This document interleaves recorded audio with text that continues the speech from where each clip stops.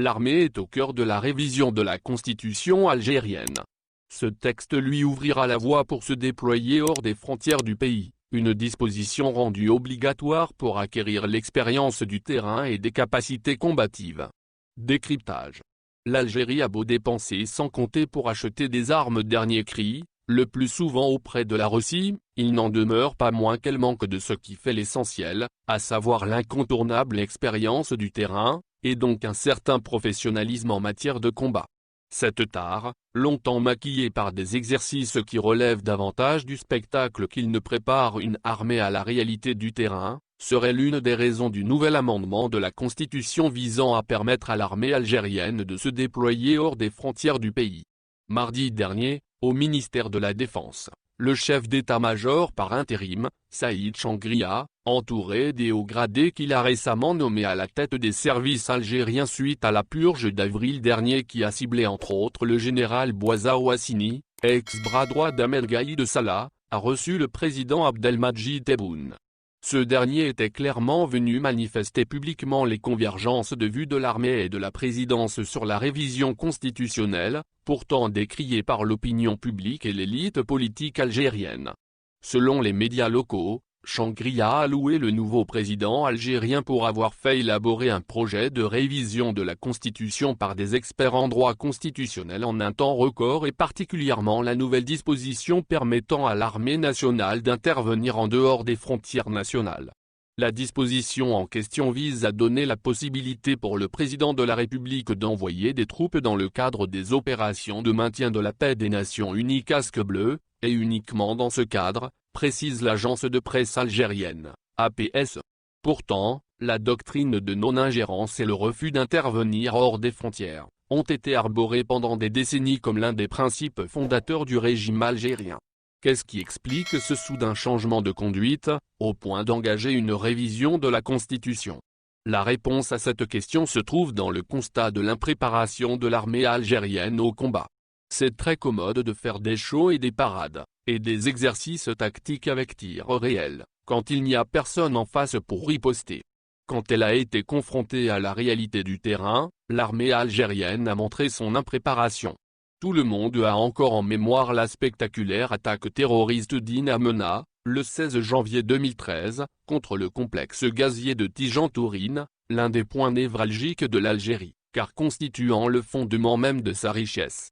En effet, comment un pays, dépendant du gaz et du pétrole, qui représente 96% de ses exportations, près de la moitié de son PIB et 60% des recettes budgétaires de l'État, voit un symbole de son économie pris en otage pendant plusieurs jours par un groupe d'une quarantaine de terroristes, venus du Mali ou de la Libye? Où était son armée et ses 150 000 hommes, ses 551 avions militaires, dont 103 chasseurs et 257 hélicoptères, ainsi que ses 7 300 véhicules blindés? Estimation du Global Firepower dans son édition de 2020. Selon un témoignage, paru voici 6 années, en janvier 2014, sur la version en ligne du magazine français L'Express, les djihadistes ont essayé sans succès de faire exploser l'usine. Leur échec est lié à l'action héroïque d'un employé algérien qui a éteint l'interrupteur principal dès que la première alarme a retenti, et à la résistance de plusieurs ingénieurs norvégiens pris en otage dans l'usine, qui ont refusé de remettre la machine en route. Or c'est sous le prétexte d'éviter le dynamitage du site gazier par les terroristes, que l'armée a décidé, 4 jours plus tard, d'en donner l'assaut en tirant dans le tas, sans la moindre distinction entre les terroristes et les otages étrangers qu'ils détenaient. Un carnage qui a fait 55 morts, 23 otages et 32 terroristes, et a permis à une dizaine de terroristes de s'échapper vers la Libye.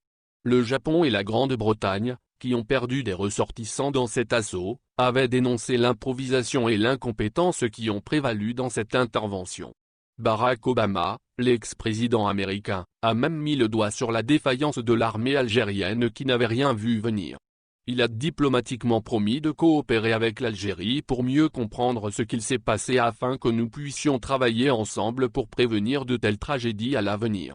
En réponse à ce tollé général, les généraux algériens ont utilisé l'attaque d'In Amenas comme alibi pour faire exploser la facture d'achat d'armement durant cette même année 2013, propulsant du même coup leur pays au rang de premier acheteur africain d'armes. avec plus de 10 milliards de dépenses militaires, soit un bond de 176% depuis 2004.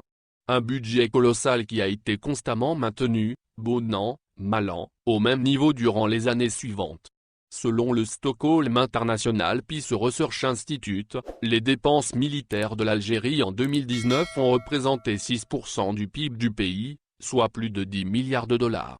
Mais cette militarisation à outrance cache mal les multiples défaillances des troupes algériennes, auxquelles manque cruellement l'expérience du terrain. Ajoutons à cela le manque d'entretien des équipements et la formation sommaire du personnel militaire à leur utilisation. Pour s'en convaincre, il suffit de revenir aux nombreux accidents d'avions militaires recensés. Entre 2000 et 2020, il y a eu en tout 40 accidents aériens militaires en Algérie. En moyenne 2 par an, avec un terrible bilan de 407 morts.